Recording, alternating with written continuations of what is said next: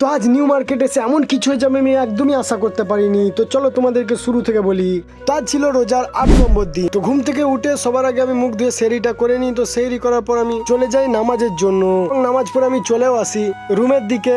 তো আমি বলেছিলাম যটা সাবস্ক্রাইবার হবে তত টাকা আমি জমা পাবো, সেই টাকাটি আমি কোনো গরিব মানুষের মধ্যে দিয়ে দেবো। তো আজ আমার হয়েছিল 30টি নতুন সাবস্ক্রাইবার। তো 30 টাকা আমি ঝটপট করে এর মধ্যে ভরে নিলাম। নতুন যারা এখন অব্দি এখন দেখছো ভিডিওটা, প্লিজ একটু সাবস্ক্রাইব করে নিও। তো তারপর আমি একটু নিউ মার্কেটের দিকে রওনা দিই। নিউ মার্কেট এসে আমি যেটা দেখতে পাই, তোমাদেরকে বললে তোমরা এই মোহাম্মদের শরবত আর খাবেই না। এরা যেই প্লাস্টিক বোতলগুলো ইউজ করছে সেটা কুরিয়ানা বোতল। যাই হোক, তারপর দেখি গোপ্রো লাগিয়ে একটি টেডি ভাই ড্যান্স করছে গান বাজিয়ে। তো তার কাছে গিয়ে একটু ভিডিও করতে লাগলাম। তো সে বললো ওর একটি ইউটিউব চ্যানেল আছে, সেই ইউটিউবে ভিডিও বানায়। তারপর আমি চলে যাই অমিতাভ বচ্চন ও অনেক বলিউড সেলিব্রিটির ফেভারিট দোকানের পাশ দিয়ে। তো দেখতে পাচ্ছ ওখানে ছবি লাগানো আছে। তো এটা নিয়ে পরে একটি ভিডিও বানাবো। এখান থেকে ইফতারি কিছু জিনিস নিয়ে আমি চলে যাই রুমের দিকে। তো আসার সময় আমি দেখতে পাই আখের রস। তো সাথে করে আমি নিয়ে চলে এসেছিলাম আখের রস একটুখানি। তো সেটা আমি গ্লাসের মধ্যে ঢেলে নিই।